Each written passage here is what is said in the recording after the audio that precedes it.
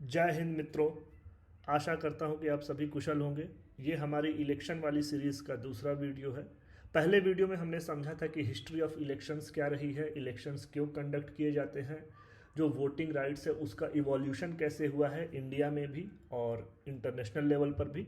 इस वीडियो में हम समझेंगे कि इंडिया में बेसिकली इलेक्शंस कैसे कंडक्ट किए जाते हैं, लोकसभा से रिलेटेड क्या प्रावधान है, सीट्स का डिस्ट्रीब्यूशन विद इन स्टेट्स कैसे होता है और डिफरेंट स्टेट्स के बीच में सीट्स कैसे डिवाइड किए जाते हैं, वोटिंग कैसे होती है और लोकसभा के मेंबर्स के लिए क्या क्वालिफिकेशंस हैं, क्या नियमावलियां हैं संविधान में भी और डिफरेंट जो एक्ट्स हैं उसमें भी क्या नियम दिए गए हैं लोकसभा इलेक्शन से रिलेटेड। ये सारी चीज़ें हम विस्तृत रूप से समझेंगे इस पर्टिकुलर वीडियो में। चलिए शुरू करते हैं। तो लोकसभा और इसका पोजीशन क्या है पार्लियामेंट में। जैसे भारत में जो सबसे ऊंची विधायिका है उसको संसद कहते हैं, आप सभी जानते हैं, पार्लियामेंट इंग्लिश में। तो लोकसभा जो है वो पार्लियामेंट का ही एक हिस्सा है। बेसिकली भारत की पार्लियामेंट के तीन भाग हैं, एक लोकसभा, एक राज्यसभा और एक प्रेसिडेंट। प्रेसिडेंट भी एक अभिन्न हिस्सा ही है पार्लियामेंट का। इसके बारे में हम डिटेल्स में समझेंगे जब हम कभी प्रेसिडेंट के ऊपर बात करेंगे। तो लोकसभा जो है उसको हाउस ऑफ पीपल या लोअर हाउस भी कहा जाता है और दूसरा जो चैम्बर है वो राज्यसभा है, उसको हम अपर हाउस कहते हैं। अब लोकसभा जो है उसका जो स्थान है, उसको जो पावर्स हैं बेसिकली पार्लियामेंट में, वो कहीं ना कहीं राज्यसभा से ज़्यादा हैं। राज्यसभा के भी पास कुछ पावर्स हैं किसी किसी बिंदु पे जहाँ पे वो लोकसभा से ज़्यादा हैं, परंतु मोस्टली सारे स्फीयर्स में लोकसभा के पास ज़्यादा पावर्स दिए गए हैं। जैसे कि जो गवर्नमेंट बनाने का जो पावर है वो लोकसभा के पास ही होता है। किस पार्टी की गवर्नमेंट बनेगी ये इसी बात पे डिसीजन इसका लिया जाएगा कि लोकसभा में किस पार्टी के पास मेजॉरिटी है, अर्थात किस पार्टी के पास ज़्यादा सीट्स हैं। इसका लेना देना राज्यसभा की सीट से नहीं है। सो गवर्नमेंट वही बनाएगा जिसके पास लोकसभा में ज़्यादा सीट्स हैं। तो गवर्नमेंट को अकाउंटेबल भी वही ठहराता है जिसके पास लोकसभा में ज़्यादा सीट्स होती हैं। तो आगे बढ़ते हैं। अब नंबर ऑफ सीट्स जो है वो लोकसभा में वो कैसे डिसाइड होती हैं और वो कितनी हैं इस समय, इस पे चर्चा करेंगे। तो सबसे पहले जब हमारा संविधान इनेक्ट होता है 26 जनवरी 1950 को, तो उस समय जो मैक्सिमम सीट्स दी गई थी कि मैक्सिमम लोकसभा में इतनी सीट्स पे इलेक्शन हो सकता है, वो 500 फिक्स की गई थी, 500। लेकिन ओवर द ईयर्स आज तक संविधान में समय समय पर डिफरेंट अमेंडमेंट्स के द्वारा, डिफरेंट संशोधन के द्वारा उस सीट्स को अब बढ़ाकर 552 कर दिया गया है। तो वो कई बार बढ़ाया गया है। जैसे एक बार 500 से 525 किया गया था, फिर 525 से बढ़ाकर एक दूसरे कॉन्स्टिट्यूशनल अमेंडमेंट के द्वारा उसको 545 किया गया। इस समय वो 552 है। और ये संविधान के कौन से आर्टिकल के तहत होता है? आर्टिकल 81। ये बताता है कि लोकसभा में मैक्सिमम कितने सीट्स हो सकते हैं। अब आगे बढ़ते हैं कि इस समय जो हमारी प्रेजेंट लोकसभा है उसमें कितने सीट्स हैं। तो आर्टिकल 81 में वो बताया है कि मैक्सिमम कितने हो सकते हैं। तो जरूरी नहीं है कि अगर 552 संविधान में मेंशन्ड है मैक्सिमम, तो करंट लोकसभा में 552 सीट्स पे ही इलेक्शंस होंगे या 552 सीट्स ही हैं। तो करंट लोकसभा में 543 मेंबर्स की सीट है इस समय। मतलब करंट लोकसभा की जो स्ट्रेंथ है एज ऑफ नाउ वो 543 मेंबर्स की है। अब उस 543 मेंबर्स में रिप्रेजेंटेशन कैसा है? तो इन 543 मेंबर में जो 530 मेंबर हैं वो डिफरेंट स्टेट्स को रिप्रेजेंट करते हैं। यहाँ पे एक स्लाइड्स में थोड़ी सी गलती है, वो 540 मेंबर्स रिप्रेजेंट स्टेट्स लिखा हुआ है, वो 540 नहीं 530 है। तो 530 मेंबर्स जो हैं वो डिफरेंट राज्यों को रिप्रेजेंट करते हैं। जैसे यूपी से 80 सीटें हैं, तो वैसे ही डिफरेंट स्टेट से डिफरेंट नंबर ऑफ सीट्स जो है वो लोकसभा में आवंटित की हुई है। 13 जो सीट्स हैं, मतलब 13 सीट्स जो हैं ये यूटीज को रिप्रेजेंट करती हैं। जैसे दिल्ली एक यूटी है तो दिल्ली से कुछ सीट्स है। वैसे ही पुडुचेरी एक यूटी है, तो वहाँ से कुछ सीट्स हैं। ऐसे ही चंडीगढ़, ऐसे जितने भी यूटीज हैं, अंडमान निकोबार, लक्षद्वीप, जो कि वहाँ से भी हमारी लोकसभा में टोटल सारे यूटीज को मिला के 13 सीट्स आवंटित की गई हैं। और इसके पहले कुछ समय तक 2 सीट्स जो थी वो एंग्लो इंडियन मेंबर्स के लिए रिजर्व की जाती थी। तो एंग्लो इंडियन मेंबर्स कौन होते हैं? ऐसे सदस्य जिसकी मेल प्रोजनी में, मतलब उनकी जो पिता की वंशावली है उसमें से कोई भी एक मेल मेंबर वो यूरोपियन डिसेंट का हो, ठीक है, तो उसको हम बोलते हैं कि वो व्यक्ति जो है वो एंग्लो इंडियन कहा जाएगा। तो ऐसे जो भी व्यक्ति होते थे भारत में कि जिनकी मेल प्रोजनी मतलब पिता की वंशावली में कोई भी एक मेल मेंबर जो है वो यूरोपियन डिसेंट का हो, मतलब वो यूरोपियन हो और वो अभी भारत का नागरिक बन के रह रहा हो, तो उसको हम एंग्लो इंडियन कहते हैं। तो पहले 2 सीट्स रिजर्व थी एंग्लो इंडियन मेंबर के लिए।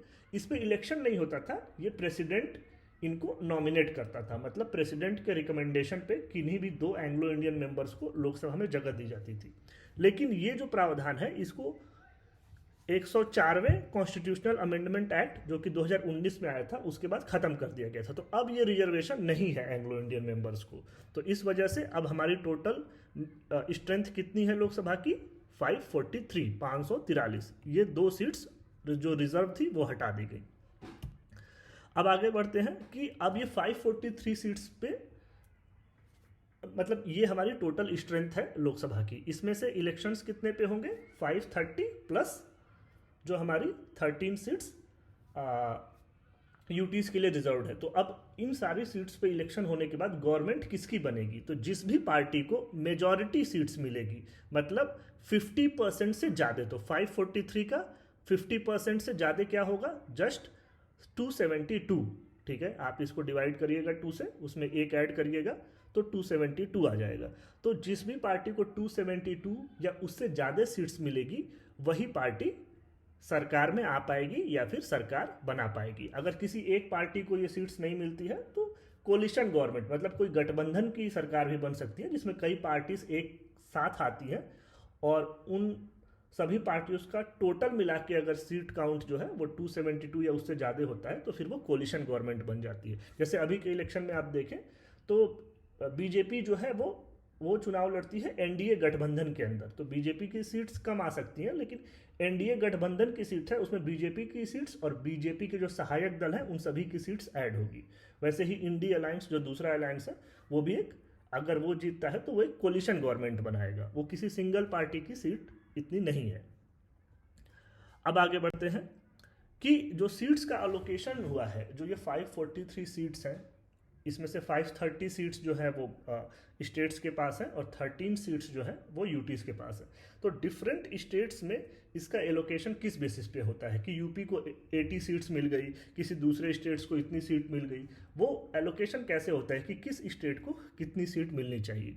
तो सबसे पहले तो आप ये समझिए कि जो लोकसभा का क्षेत्र या फिर किसी भी इलेक्शन में लाइक विधानसभा का भी जो चुनाव होता है तो उसका भी जो क्षेत्र डिसाइड होता है वो एरिया से नहीं होता है, वो पॉपुलेशन से होता है, ठीक है।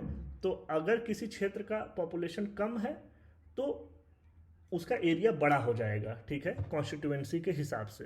तो किस प्रकार से होता है एलोकेशन ऑफ सीट लोकसभा में कि जो पॉपुलेशन ऑफ स्टेट है और उस स्टेट को, जैसे यूपी की जो पॉपुलेशन है अभी 20 करोड़ से ऊपर होने वाली है और यूपी को जो सीट एलोकेट होंगे, जैसे 80 सीट एलोकेट हो गए हैं, तो हर स्टेट के लिए ऐसे ही ये फॉर्मूला लगाया जाएगा कि उस स्टेट की पॉपुलेशन क्या है और उस स्टेट को कितने सीट एलोकेट हुए हैं। तो पॉपुलेशन को सीट्स से डिवाइड कर देंगे तो जो भी नंबर हमारा आएगा वो सारे स्टेट्स के लिए वो नंबर बराबर होना चाहिए। तो इस प्रकार से सीट्स का डिवीजन होना चाहिए, ठीक है।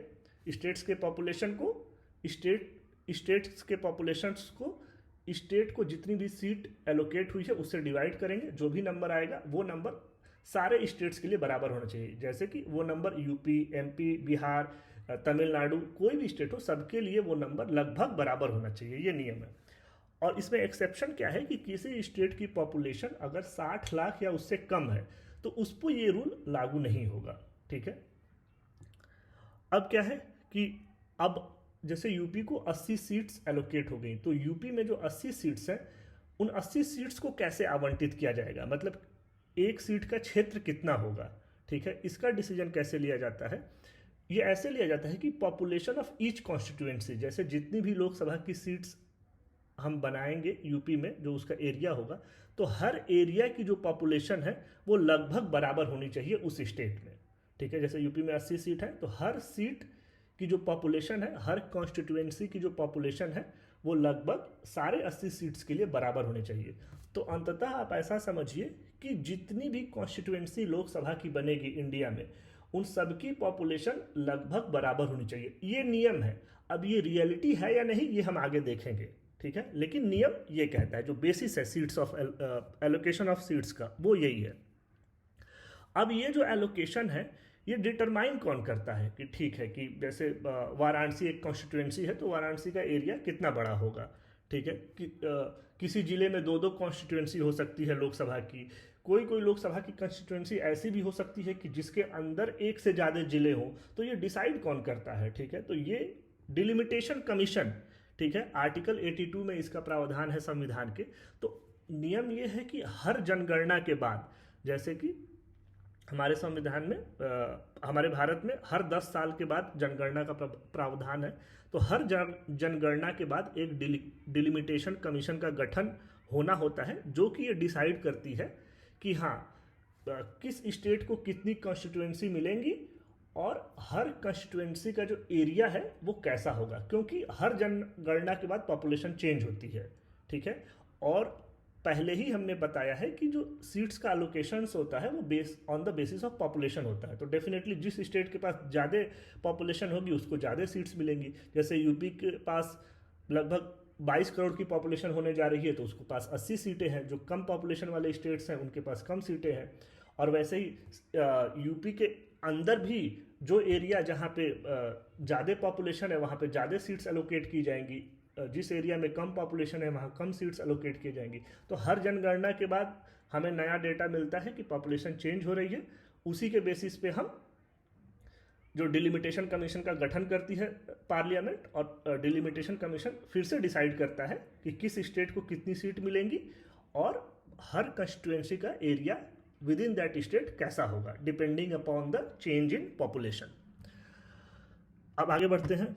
हाँ, डिस्क्रिपेंसी क्या है, ये तो हमने नियम समझ लिया कि हाँ सीट्स का आवंटन ऐसे होगा कि लगभग हर कॉन्स्टिट्यूएंसी की पॉपुलेशन समान हो, लेकिन ओवर द ईयर्स ऐसा हुआ नहीं है, ठीक है, बहुत सारी डिस्क्रिपेंसीज आ गई हैं। जैसे कि आप देखें तो जो लार्जेस्ट कॉन्स्टिट्यूएंसी है, जैसे आंध्र प्रदेश में मलकाजगिरी कॉन्स्टिट्यूएंसी है, उसमें जो पॉपुलेशन है वो लगभग 30 लाख है, 29,53,000, तो ये बहुत ही बड़ी कॉन्स्टिट्यूएंसी होगी। वैसे ही अगर आप छोटे वाले में देखें कि जो स्मॉलेस्ट 5 पार्लियामेंट्री कॉन्स्टिट्यूएंसी है उसमें लक्षद्वीप, दमन दीव, इन सब में 50,000, 1 लाख इतनी ही पॉपुलेशन है। तो देख रहे हैं आप कितनी डिस्क्रिपेंसी है। कोई कोई कॉन्स्टिट्यूएंसी ऐसी है जहाँ पे 30 लाख, 25 लाख ऐसे इतनी बड़ी पॉपुलेशन है जो वोटर्स का नंबर है, और ऑन द सेम टाइम कोई कोई कॉन्स्टिट्यूएंसी ऐसी है जहाँ पे 50,000 और 1 लाख। तो ये डिस्क्रिपेंसी ओवर द ईयर पैदा हो गई है, लेकिन इंटेंट ऐसा नहीं है, ठीक है। इंटेंट जो है संविधान का वो यही है कि सारे कॉन्स्टिट्यूएंसी की पॉपुलेशन लगभग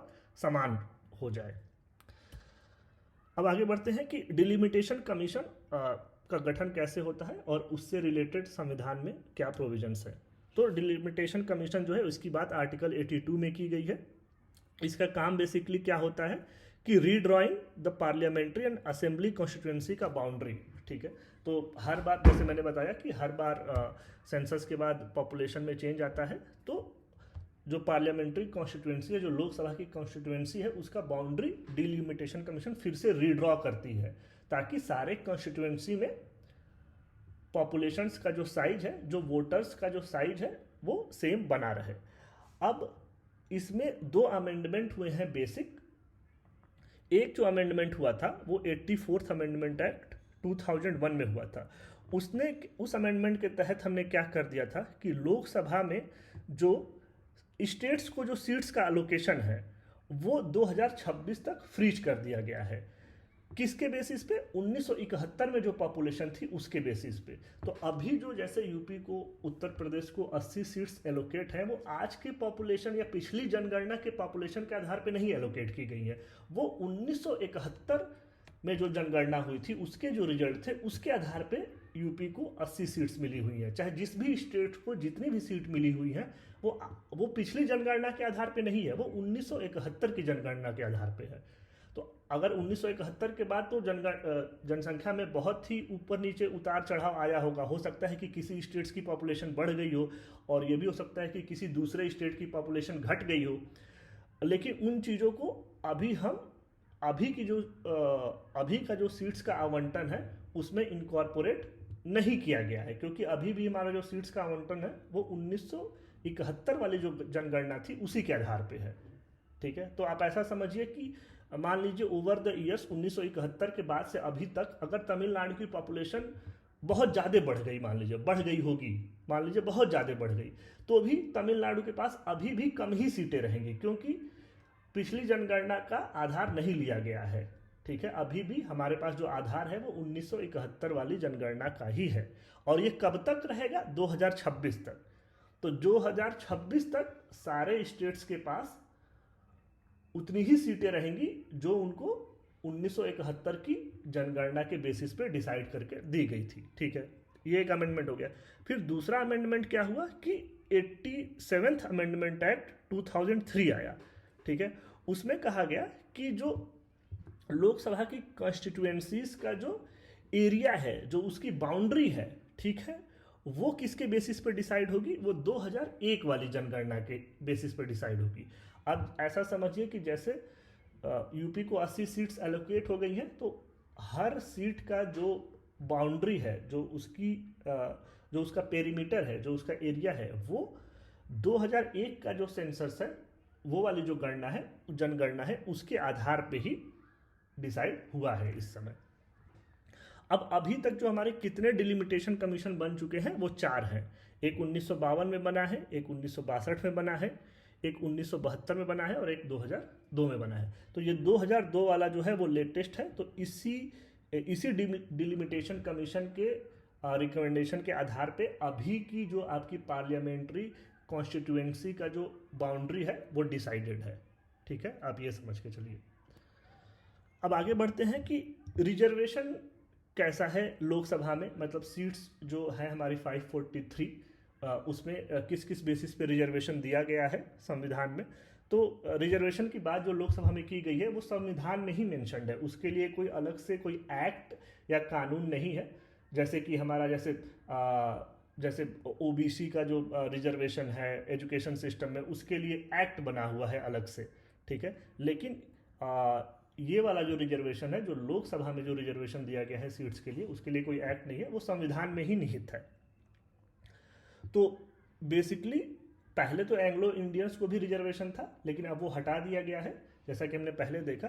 तो अभी सिर्फ 2 प्रकार के लोगों को रिजर्वेशन है लोकसभा के सीट्स पे, शेड्यूल कास्ट और शेड्यूल ट्राइब। और कितना रिजर्वेशन है कि भारत की पॉपुलेशन में उनका परसेंटेज कितना है।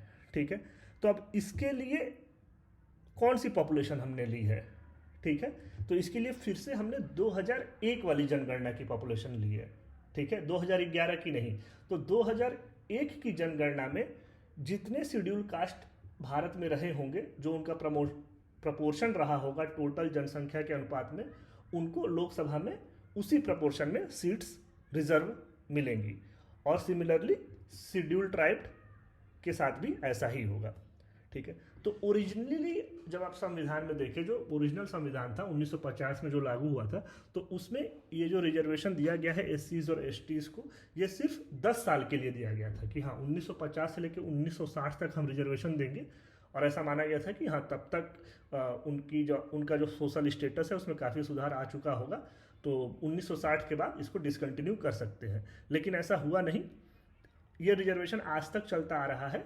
और कैसे चल रहा है कि जैसे ही जब भी वो रिजर्वेशन ख़त्म होने वाला होता है, तो जैसे कि 1950 में वो आया, 1960 में ख़त्म होने वाला था, तो ख़त्म होने से पहले ही संसद में एक नया संशोधन लाया जाता है और उसको 10 साल के लिए एक्सटेंड कर दिया जाता है। और जैसे कि रिजर्वेशन सेंसिटिव मुद्दा है, तो कोई भी पार्टी इसके खिलाफ वोट नहीं करती और सारी पार्टियां इसके पक्ष में ही वोट करती हैं, और ये रिजर्वेशन 10 साल के लिए एक्सटेंड हो जाता है हर बार। तो ऐसे ही 10-10 साल करके ये एक्सटेंड होता रहा है, और अभी फिर से ये रिजर्वेशन आगे भी ऐसे ही ये एक्सटेंड होता रहेगा। ठीक है, लेकिन ओरिजिनली ये सिर्फ 10 साल के लिए आया था। ठीक है, अब आते हैं कि लोकसभा का जो कार्यकाल होता है वो क्या होता है। तो जो अगर किसी प्रकार का कोई विधान या प्रावधान नहीं आता है, किसी प्रकार का कोई डिस्टरबेंस नहीं आता है लोकसभा की कार्यप्रणाली में, तो जो नॉर्मल टर्म है लोकसभा का वो 5 साल का है। जिस दिन उसकी फर्स्ट सिटिंग होगी, जैसे इलेक्शन के बाद जब पहली बार लोकसभा बैठेगी, उस दिन के बाद से लेकर के 5 साल तक उसका कार्यकाल माना जाता है। हालांकि कुछ एक्सेप्शनल सर्कमस्टांसेस हैं जिसमें लोकसभा का कार्यकाल बढ़ा दिया जाता है, जैसे कि इमरजेंसी, नेशनल इमरजेंसी जो है, जिसको आपातकाल भी बोलते हैं। तो जब आपातकाल की घोषणा होती है, नेशनल इमरजेंसी की बात एक्चुअली संविधान के आर्टिकल 352 में की गई है। तो जब भी आपातकाल की घोषणा होती है तो उस समय जो है वो लोकसभा का कार्यकाल 1 साल के लिए बढ़ाया जा सकता है।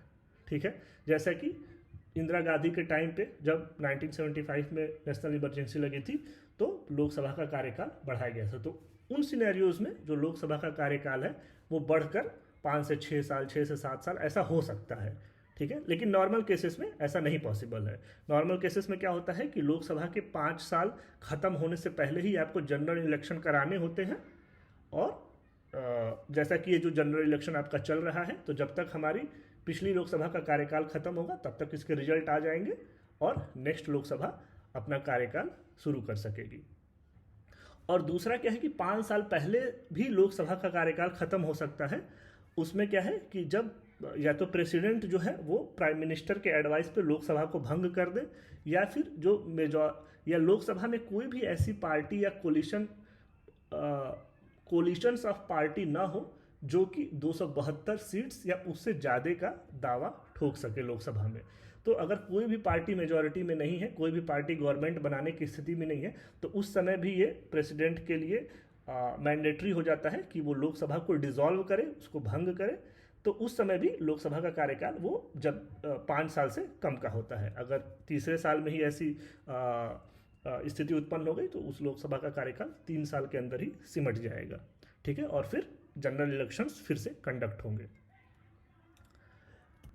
अब आगे आते हैं कि सिस्टम क्या है लोकसभा में जो वोटिंग होती है। तो हमने अपनी पिछली वीडियो में भी देखा था कि जो लोकसभा का जो सिस्टम है वो एक प्रकार का डायरेक्ट इलेक्शन है। जो लोग जो है वो अपने रिप्रेजेंटेटिव को आपकी कंस्टिट्यूएंसी से जो भी लोकसभा का उम्मीदवार खड़े हो रहे होंगे, आप उनको डायरेक्ट उनके लिए वोट करेंगे। और तो वो एक प्रकार का डायरेक्ट इलेक्शन है। और जो इलेक्शन का मेथड है वो उसको बोलते हैं first past the post system.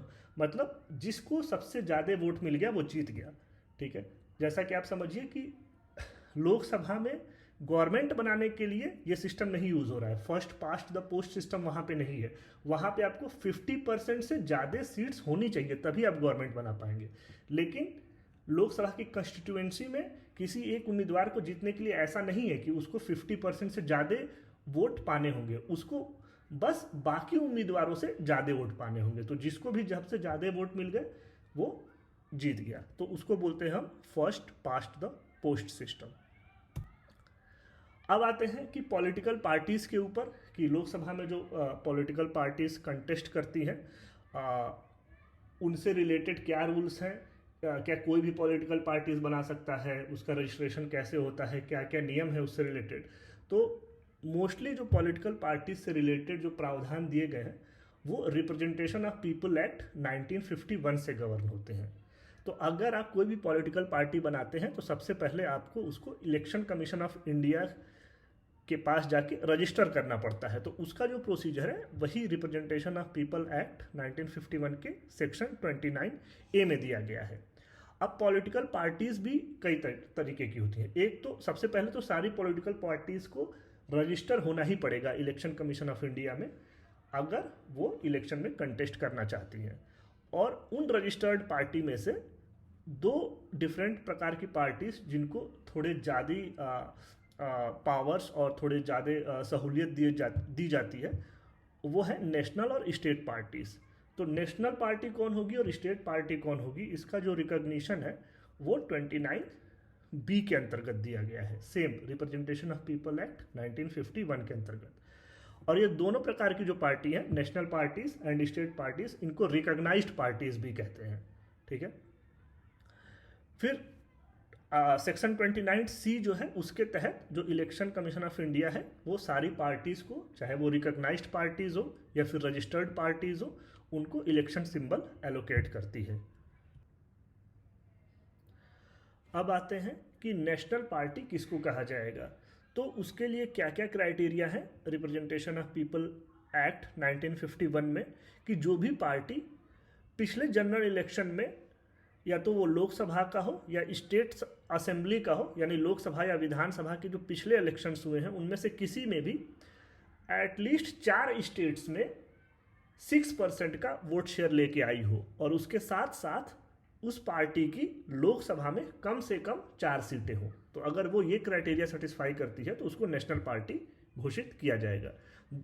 अगर ये क्राइटेरिया नहीं सेटिस्फाई कर रही है तो दूसरी क्राइटेरिया क्या है कि उस पार्टी का लोकसभा में मिनिमम 2% सीट होना चाहिए करंट में, और वो 2% जो सीट है वो मिनिमम 3 स्टेट से आना चाहिए। तो अगर वो किसी एक ही स्टेट से 2% सीट ले आती है लोकसभा में तब उसको नेशनल पार्टी नहीं कहा जाएगा, उसके लिए मिनिमम 3 स्टेट्स से उसको मिनिमम 2% सीट्स लानी होंगी। तीसरा क्या क्राइटेरिया है, अगर कि वो एटलीस्ट 4 स्टेट्स में उसको स्टेट पार्टी का दर्जा मिला हो तो वो अपने आप ही नेशनल पार्टी में उसको रिकॉग्नाइज कर लिया जाएगा इलेक्शन कमीशन ऑफ इंडिया के द्वारा। तो इन तीनों कंडीशन में अगर वो एक भी कंडीशन को फुलफिल करती है तो उस पार्टी को as a national party consider किया जाएगा। अब इसके बेनिफिट्स क्या है कि अगर कोई party as a national party recognise हो जाती है तो उसको बाकी की जो रजिस्टर्ड पार्टीज है उससे क्या एज मिलता है, क्या बेनिफिट मिलता है। तो सबसे पहला बेनिफिट ये है कि उस पार्टी का जो भी सिंबल होगा वो पूरे इंडिया में सेम सिंबल यूज कर सकती है, चाहे किसी भी स्टेट में वो कंटेस्ट कर रही हो। इसको ऐसे समझिए कि अगर कोई क्षेत्रीय पार्टी है, जैसे कि नवीन पटनायक उड़ीसा के जो सीएम है उनकी बीजू जनता दल, वो एक स्टेट पार्टी है, तो अगर उड़ीसा में उनको जो भी सिंबल एलोकेट है, ये जरूरी नहीं है कि अगर वो यूपी में भी आके इलेक्शन कंटेस्ट करें तो उनको सेम ही सिंबल पे इलेक्शन लड़ने को दिया जाएगा, ठीक है, ये जरूरी नहीं है। लेकिन नेशनल पार्टी के लिए ये सहूलियत दी जाती है कि उनका एक ही symbol all over the India same रहेगा। जैसे बीजेपी का जो कमल का फूल है वो इंडिया में कहीं से भी कंटेस्ट करे तो वो सेम ही सिंबल पे कंटेस्ट कर सकती है। तो ये सारी नेशनल पार्टीज है, जैसे बीजेपी हो गई, आईएनसी हो गई, these all are national parties. दूसरा क्या इनको बेनिफिट मिलता है कि इनको जो इलेक्टोरल रोल है वो इलेक्शन कमीशन ऑफ इंडिया की तरफ से फ्री में प्रोवाइड किया जाता है, और जो स्टेट ओन्ड मीडिया है जैसे कि डीडी नेशनल हो गया, डीडी न्यूज़ हो गया, इस पे इन पार्टीज को कैंपेनिंग करने के लिए टाइम स्लॉट भी दिया जाता है, जो भी हमारी नेशनल पार्टी होती है। बाकी रजिस्टर्ड पार्टी को ये सारी सुविधाएं नहीं मिलती हैं। अब आगे आते हैं स्टेट पार्टी। तो as a state party recognise होने के लिए क्या क्या प्रावधान है। तो सबसे पहले अगर विधानसभा के चुनाव हुए हैं लास्ट, तो उसमें आपके पास 6% वैलिड वोट शेयर होना चाहिए, और एटलीस्ट 2 MLAs आपके होने चाहिए। तो विधानसभा में 2 सीट और 6% ऑफ वैलिड वोट शेयर। और अगर लोकसभा के इलेक्शंस हुए हैं लास्ट, तो उसमें भी 6% ऑफ वैलिड वोट शेयर और एटलीस्ट 1 MP, मतलब लोकसभा की 1 सीट फ्रॉम दैट स्टेट। ये सभी एक सिंगल स्टेट की बात हो रही है, ठीक है, क्योंकि ये स्टेट पार्टी का रिकॉग्निशन है। अगर ये क्राइटेरिया नहीं फुलफिल होती है तो दूसरी क्राइटेरिया क्या है कि उसको जो लास्ट विधानसभा के इलेक्शन हुए हैं उस स्टेट में, उसमें एटलीस्ट 3% का जो टोटल सीट्स जितनी भी विधानसभा की हैं तो उसमें एटलीस्ट उसके पास 3% सीट्स हो या फिर 3 सीट हो, दोनों में से जो भी ज़्यादा हो। तो अगर मान लीजिए उस लोकसभा में 20 ही सीट है तो 20 का 3% क्या हुआ, बहुत कम हो गया, ठीक है, वो एक भी नहीं पहुंचेगा। तो उस समय जो हमें 3 सीट्स वाला क्राइटेरिया लेंगे, क्योंकि 3 सीट ज़्यादा हो जाएगी। तो टोटल विधानसभा में जो सीट्स हैं उनका 3% या फिर 3 सीट्स, दोनों नंबर्स में से जो भी ज़्यादा होगा, अगर वो उतना पार्टी वो लेकर आती है तो उसको स्टेट पार्टी का दर्जा मिलेगा। अगर ये भी कंडीशन नहीं सेटिस्फाई हो पाती है तो दूसरी कंडीशन क्या है कि लास्ट लोकसभा इलेक्शन में उसके पास हर 25 MP पे 1 MP होना चाहिए, ठीक है। तो लोकसभा में अगर 543 MPs हैं तो 543 में से हर 25 MP पे 1 MP इस पार्टी का होना चाहिए, ठीक है, तो भी उसको स्टेट पार्टी का दर्जा दिया जाएगा।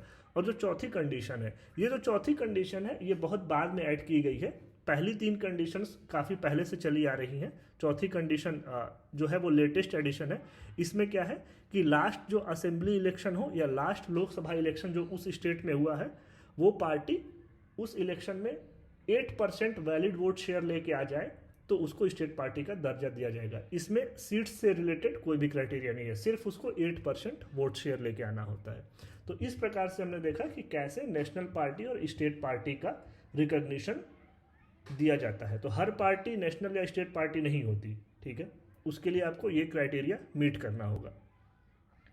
आगे आते हैं कि लोकसभा से कंटेस्ट करने के लिए एलिजिबिलिटी क्राइटेरिया क्या है। तो सबसे पहले तो वो भारत का नागरिक होना चाहिए, उसकी उम्र कम से कम 25 साल होनी चाहिए और वो भारत की किसी भी पार्लियामेंट्री कॉन्स्टिट्यूएंसी में एज ए वोटर रजिस्टर होना चाहिए।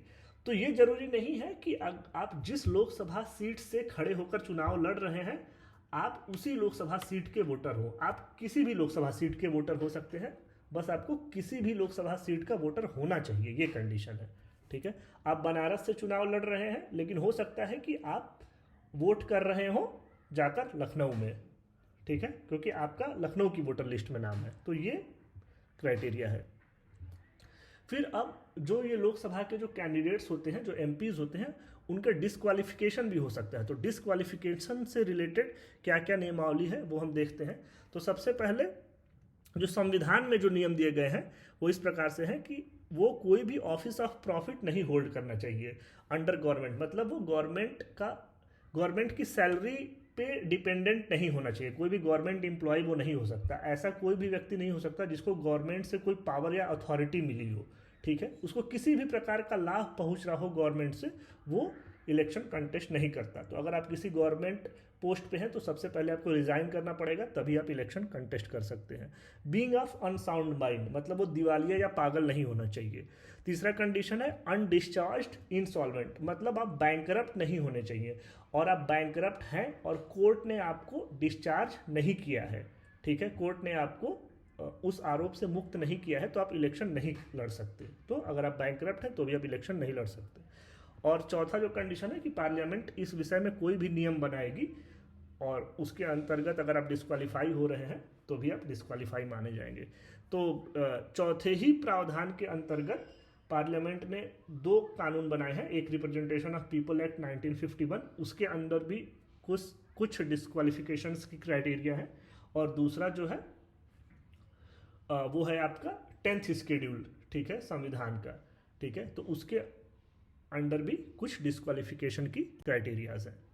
तो 10th शेड्यूल के अंदर क्या क्राइटेरियाज हैं डिस्क्वालिफिकेशंस की, इसको हम एंटी डिफेक्शन लॉ भी बोलते हैं, ठीक है, और ये जो है वो संविधान में 52nd कॉन्स्टिट्यूशनल अमेंडमेंट एक्ट के द्वारा लाया गया था। तो इसमें क्या है कि अगर आपने अगर आपने किसी भी पार्टी के सिंबल पे चुनाव लड़ा है और चुनाव जीतने के बाद आप उस पार्टी को छोड़ देते हैं या फिर उसकी मेंबरशिप त्याग देते हैं, ठीक है, तो आपकी लोकसभा की सीट भी चली जाएगी, ठीक है। तो पहला ये डिस्क्वालिफिकेशन हो गया। दूसरा क्या है कि आपने लोकसभा में किसी भी एक्ट या कानून पे उस पार्टी के जो निर्देश हैं, अगर उस पार्टी ने बोला है कि नहीं इस कानून का समर्थन करना है और आपने लोकसभा में उसके अगेंस्ट में वोट कर दिया, मतलब आपने पार्टी के डायरेक्शंस का उल्लंघन किया, तो उस केस में भी आपकी लोकसभा सीट जा सकती है, ठीक है। तीसरा क्या है कि कोई भी निर्दलीय व्यक्ति जो निर्दलीय चुनाव जीत कर आया हो, जिसने किसी भी पार्टी के सिंबल पे चुनाव न लड़ा हो, बहुत से ऐसे प्रत्याशी होते हैं जो इंडिपेंडेंट इलेक्शन लड़ते हैं बिना किसी पार्टी के सपोर्ट के, तो वो इलेक्शन जीतने के बाद अगर कोई पार्टी ज्वाइन कर लेते हैं, वो इलेक्शन जीत गए हैं और फिर उसके बाद वो कोई पार्टी ज्वाइन कर लेते हैं, तो उस केस में भी उनकी लोकसभा सीट और लोकसभा जो चैम्बर है उसकी सदस्यता चली जाएगी। इसके अलावा जो नॉमिनेटेड मेंबर होते हैं, ठीक है, लोकसभा में, तो अभी तो नॉमिनेटेड मेंबर लोकसभा में कोई नहीं है, क्योंकि 2 सीट्स जो एंग्लो इंडियन के लिए रिजर्व थी जिसको प्रेसिडेंट नॉमिनेट करते थे, वो कॉन्सेप्ट भी अब खत्म कर दिया गया है 104th कॉन्स्टिट्यूशनल अमेंडमेंट एक्ट के द्वारा। तो ये चौथा प्रावधान बेसिकली लागू ही नहीं होता है अभी की लोकसभा में, ठीक है। और इसके कुछ एक्सेप्शंस भी हैं कि कि किस केस में डिस्क्वालिफिकेशन नहीं होगा। अगर किसी पॉलिटिकल पार्टी का दूसरी पॉलिटिकल पार्टी से मर्जर हो जाता है तो उस केस में जो पहली पॉलिटिकल पार्टी है उसके जो सदस्य हैं उनका डिस्क्वालिफिकेशन नहीं होगा। हालांकि बेसिकली वो अपनी पार्टी छोड़ के दूसरी पार्टी को ज्वाइन कर रहे हैं, लेकिन बेसिकली ये एक काइंड ऑफ मर्जर है। वो पार्टी पूरे कंसेंसस के साथ दूसरी पार्टी में मर्ज हो रही है। उसके लिए क्राइटेरिया क्या है कि जो उस पार्टी के जो पहली पार्टी जो दूसरी में मर्ज होने चाह रही है तो पहली पार्टी के 2/3 सदस्य जो है उनका कंसेंसस होना चाहिए मर्जर के लिए, ठीक है। और जो दूसरा इसमें एक्सेप्शन है डिस्क्वालिफिकेशन में वो ये है कि लोकसभा का जब आपका इलेक्शन हो जाता है उसके बाद लोकसभा की सीटिंग होती है तो उन्हीं मेंबर्स में से किसी एक मेंबर को स्पीकर चुना जाता है, ठीक है, जो लोकसभा का प्रिसाइडिंग ऑफिसर होता है। तो कोई भी लोकसभा का सदस्य अगर स्पीकर चुन लिया गया है तो वो स्पीकर चुनने के बाद अगर अपनी पार्टी से रिजाइन कर देता है तो उसका डिस्क्वालिफिकेशन नहीं माना जाएगा, ठीक है। तो लोकसभा का जो प्रिसाइडिंग ऑफिसर है वो अगर रिजाइन करता है किसी पार्टी से तो उसको डिस्क्वालिफिकेशन नहीं माना जाएगा। वो लोकसभा का सदस्य और अपनी कॉन्स्टिट्यूएंसी का रिप्रेजेंटेटिव बना रहेगा। अब जो दूसरा कानून है रिप्रेजेंटेशन ऑफ पीपल एक्ट 1951, इसके भी तहत कुछ प्रावधान है जिसके अंतर्गत आपका डिस्क्वालिफिकेशन हो सकता है। पहला ये है कि आपने इलेक्शन से रिलेटेड कोई भी ऑफेंस किया है या फिर इलेक्शन से रिलेटेड किसी भी करप्ट प्रैक्टिसेस में आप इन्वॉल्व हैं, ठीक है। तो जैसे इलेक्शन कमीशन के द्वारा मॉडल कोड ऑफ कंडक्ट आता है और रिप्रेजेंटेशन ऑफ पीपल एक्ट में भी बहुत सारे प्रावधान दिए गए हैं कि इलेक्शंस के टाइम पे क्या कंडक्ट होना चाहिए, क्या क्या नियम को फॉलो करना चाहिए। तो वहाँ पे कहीं भी आपसे कुछ गलती होती है तो आपको डिस्क्वालीफाई किया जा सकता है फ्रॉम रनिंग द इलेक्शन। दूसरा प्रावधान क्या है कि किसी भी ऑफेंस में अगर आपको 2 साल से ज़्यादा की सज़ा हो रही है, ठीक है, तो उस केस में भी आपकी लोकसभा की सीट चली जाएगी। तो इसमें एक बहुत ही इंपॉर्टेंट सुप्रीम कोर्ट का केस है Lily Thomas versus union of India. तो Lily Thomas versus union of India case के पहले क्या होता था कि अगर किसी भी लोकसभा के सदस्य को 2 साल की सज़ा हो गई, सपोज करिए आप डिस्ट्रिक्ट कोर्ट से, और सज़ा हो चुकी है 2 साल की, तो नियम के अनुसार तो उसकी सदस्यता चली जानी चाहिए। लेकिन अगर वो हाई कोर्ट में अपील कर दिया और उसकी अपील एक्सेप्ट हो गई हाई कोर्ट में, तब वो डिस्क्वालिफिकेशन से बच जाता था, ठीक है। 2 साल की सज़ा होने के बाद भी वो डिस्क्वालिफिकेशन से बच जाता था क्योंकि उसकी अपील हायर कोर्ट में एक्सेप्ट हो गई है।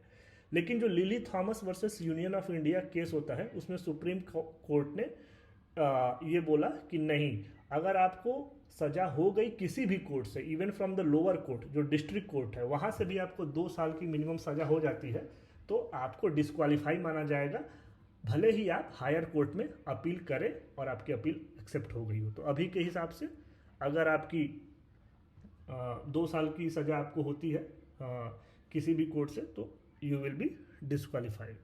और दूसरा क्या है कि हाँ, इलेक्शन के एक्सपेंसेस जो लॉन्च करने होते हैं तो उस पर भी नियम है कि हर कैंडिडेट जो है वो अपने इलेक्शन के कैंपेन में कितना खर्च कर सकता है, ये भी हम आगे देखेंगे, expenditures limit related with elections.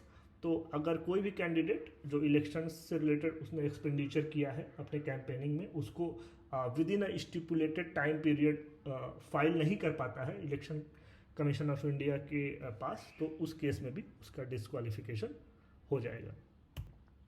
अब आज की इस वीडियो को हम यहीं पे ख़त्म करते हैं। इस वीडियो की जो नेक्स्ट पार्ट आएगा उसमें हम जानेंगे बाकी चीज़ें कि हाँ, सिक्योरिटी डिपॉजिट क्या होती है पर्टिकुलर लोकसभा इलेक्शंस में जो कैंडिडेट्स को जमा करनी होती है, लिमिट्स ऑन एक्सपेंडिचर क्या है, rules related with contesting from multiple seats वो क्या है, नोटा का कॉन्सेप्ट कैसे डेवलप हुआ है, फिर ईवीएम और वीवीपैट से रिलेटेड क्या रूल्स हैं, नॉमिनेशन हम कैसे फाइल करते हैं, इन सब से रिलेटेड हम चीज़ें डिटेल में जानेंगे नेक्स्ट वीडियो में। तब तक के लिए आप इस चैनल को सब्सक्राइब कर लें, वीडियो को लाइक करें और अपने मित्रों के साथ भी शेयर करें जिससे कि हमारे चैनल को ग्रो करने में मदद मिल सके। धन्यवाद मित्रों, जय हिंद।